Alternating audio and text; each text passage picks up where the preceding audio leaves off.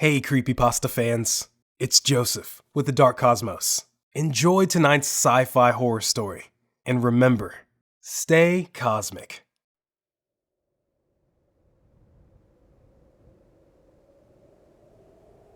A storm was approaching. I could see the dark clouds cluster in the distance as the cold breeze swept through the forest. The trees trembled under the force of the incoming breeze as the sound of thunder echoed in the distance. I had picked up high levels of radiation in the heart of Lockwood Forest, and from the look of it, whatever was buried deep in the earth was definitely worth digging up. My radiation detector device was all over the place, and despite warnings of an incoming storm, I sank my shovel deep into the earth and began to dig. The clouds soon descended as rain started pouring just as my shovel came into contact with something within the earth. I had finally gotten closer to my prize, and this gave birth to a sudden burst of energy. I began to dig faster. My eyes were soon greeted by a strange sight. "What in the world?" I exclaimed, and instantly jerked back in shock. I had spent decades as a researcher, and I was confident that whatever I had just seen was definitely not from this world. My heart raced faster as I shifted my gaze back to the strange fossil. I needed to get this immediately to my laboratory. Somewhere in the dark cosmos, an unidentified object can be seen heading towards the Earth with unreal speed. It looks like some sort of spaceship. Carl does a double take at his screen to be sure he was not seeing things. He had been working at the Space Control Center for a while, but this was unlike any strange object he has seen before. "Sir Logan, I think you need to see this." Carl's voice echoed throughout the room. "Keep a close watch on the object. If you notice anything strange, report instantly to HQ." A husky voice replied. "Yes, sir." The storm had calmed, and I was able to unearth the sinister-looking fossil. I was now moments away from making a groundbreaking discovery. Several thoughts strolled across my mind as I stormed into the military research lab. I carted away the strange fossil towards my laboratory, responding to several salutations at intervals as I continued down the path. I could sense several curious eyes staring at me, but I was not bothered. I had a great task ahead, and time was not a luxury that I had. The evening sun cast an orange hue across the sky as darkness began to creep in slowly. One thing was certain. I wasn't going to sleep until I had completed my research.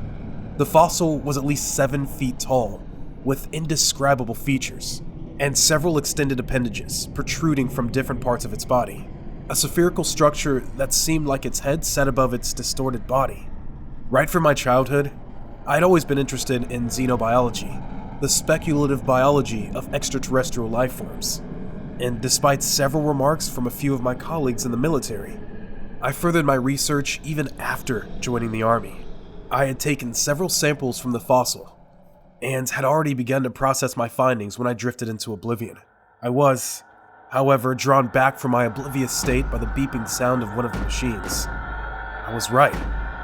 The fossil was definitely not from this planet. But that wasn't what caught my attention. The results also revealed that whatever I had just dug out from Lockwood Forest was older than mankind itself. It predated back to the age of the dinosaurs. I ran the investigation again several times to be sure, but the results all came out the same, every time. I stared at the results in shock. We were not the first inhabitants of the Earth. Something else walked the length and breadth of the Earth before we ever came into existence. Something massive and totally different from us. Something alien. Not like it mattered anyway. I was proud to have made such a groundbreaking discovery, but these creatures were most likely extinct, and this discovery will probably end up in some museum downtown. But now, I know that we might not just be the only ones in the universe. I needed to get some sleep.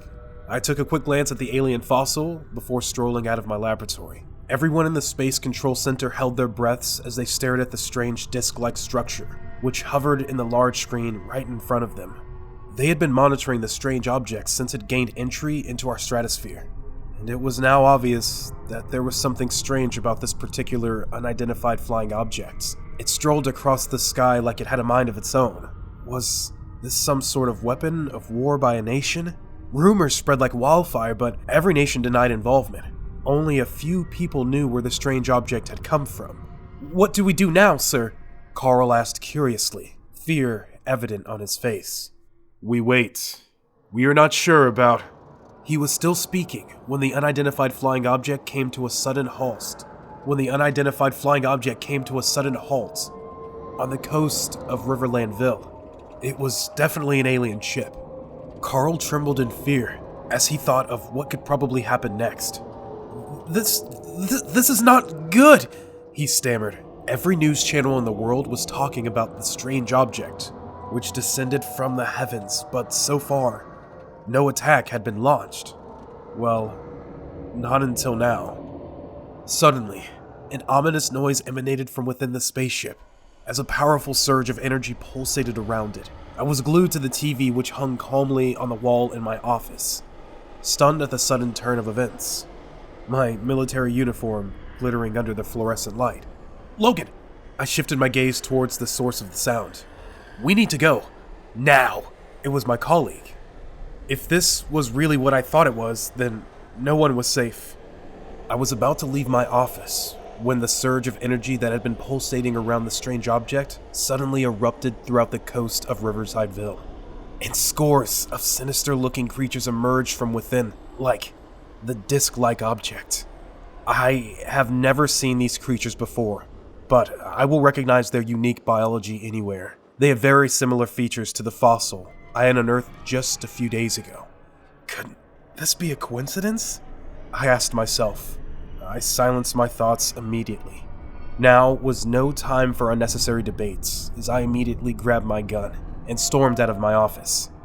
Whatever just came out from that ship was definitely not a friendly next-door neighbor, and I had a duty to protect my country at any cost.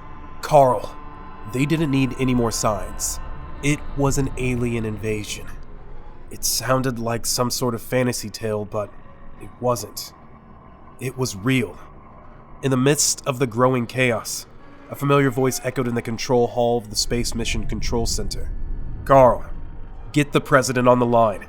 I was very close to the coast of Riversideville, so I was at the forefront of the war.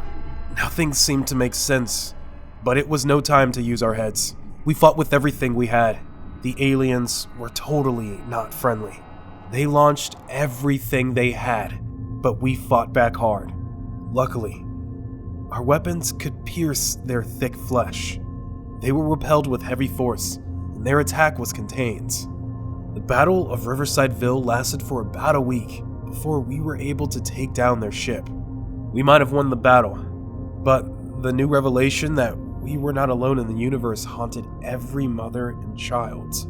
The aliens hovered in the air with multiple extensions beside their bodies. They launched their attacks through several pores on their bodies, which shot out acid-like substances and disintegrated anything upon contact. Luckily for me, I was permitted to run experiments on one of the captured aliens. I had the license to do as I wanted. Firstly, I ran bone samples and realized that I was right. It was a perfect match to the fossil I had dug up from Lockwood Forest just a few days ago. Perhaps they had been to Earth before, or maybe they were the first inhabitants of the Earth. Either way, they had been around a long time before man. What if they just wanted their planet back? I asked myself. What if this ship was just a scouting party to check out what was on Earth? How did they communicate? Several questions began to stroll across my mind as I drifted into oblivion. If they had been on the Earth before man, then there was only one thing that would bring them back. They wanted their planet back. I informed my superiors, and a few of them saw some wisdom in my words, and I advised them to be ready for another invasion. Various conspiracy theories began to circulate the internet about the origin and intention of the aliens, but I feared that none of that might matter if they decided to return for another invasion. 2 weeks after the previous attack, something appeared like stars in the midnight sky. We wanted to doubt it, but we all knew what it was. The aliens were back, and this time they had returned prepared for war. My fears had become reality. World leaders met to discuss the best way to tackle the incoming threat. They resolved to be the first to launch an attack. It was already clear that the aliens had not come in peace. They had brought their entire species, which indicated that they had no plans of losing the war. Earth had never been faced with such a situation before.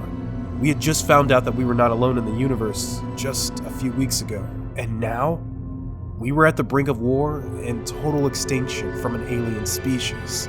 We fired several missiles toward them, but they all exploded before even getting close to them. They seemed to have surrounded themselves with a powerful force field, and this seemed to pose a more tasking situation. We needed another plan, and we needed a plan fast as the aliens were still descending into Earth's orbit. The spaceship soon entered the Earth, and the aliens were released into the Earth. The aliens had come to a halt, hovering exactly where their previous spaceship had also been. That was where their mother shop had decided to perch, very closely to Riversideville. And once again, I was at the forefront of the war. War had broken out all around the world, and every continent in the world was at war. It was very difficult for other countries that were not affected by the first invasion direction, and the death toll soon began to increase. Never has the world experienced an invasion as terrible as this. We had lost too many men in a very short time, and the war seemed endless. We were losing, and something had to be done. The mothership was almost impenetrable, but we had an alien in our holds. The alien was going to be our passport into the mothership. I had studied their species for quite some time, and through my knowledge of the aliens, we blocked off its communication ports, and using advanced drones, we carried the alien creature very close to the portal, and it responded and gave way. That was our chance. We launched several missiles through the open space and towards the mothership. From my research, I discovered that all the aliens were connected to their queen, who resided within the mothership. Most of the missiles which were shot in were destroyed, but one made it through, and I made a discovery that could change the course of the war. But I was going to need a lot of firepower to help me get close enough to execute my plan. I knew a friend who could get to the president. In the advent of war, prices had to be paid. Carl invited me to speak with a few of his colleagues, and if I could convince him about my plan, then they might just be able to grant me an audience with the president of Riversideville. It's just like in the movies, I began. I could spot Carl listening in the distance. Their queen is like the source of life and existence. If we can take out their queen, they're all going to definitely fall, I said. And how do you know that? Carl asked curiously. Several missiles were fired at the queen, weakening the force field around her. One of the missiles accidentally found its way into her nest and came in contact with her. All the aliens seemed to feel the pain simultaneously. If only we could get close to her. Close enough and detonate a nuclear bomb in her nest. I'm positive that it should work. Somehow I prayed in my heart that they listened to what I was saying. And who would do that? We all know that whoever strolls into that place would not come out alive. One of the men in the room asked curiously. I will, I replied instantly. An instant decorum engulfed the entire room as everyone stared at me with surprise. After a brief moment, Carl finally decided to break the silence. All right then, we'll make the call. The Queen's nest was as big as the size of a stadium. I had taken the offer. Someone needed to get close enough to the Queen for the bomb to be very efficient, and I had decided to take that seat. Everyone had given me a salute of respect before I embarked on the mission, and here I was, alone in the chopper, preparing to jump from above into the belly of the beast. I would say it was an honor to have served my nation until my last breath. I heaved a heavy sigh before jumping off the chopper and into the Queen's nest. I could hear several melodies ring in my ears. It was truly an honor. I descended into the Queen's nest, and when I'd got close enough, I pulled the trigger. A blinding light filled the entire place as the Queen gave a dying scream. Like the sands on a seashore, a swim of souls swimming in pace.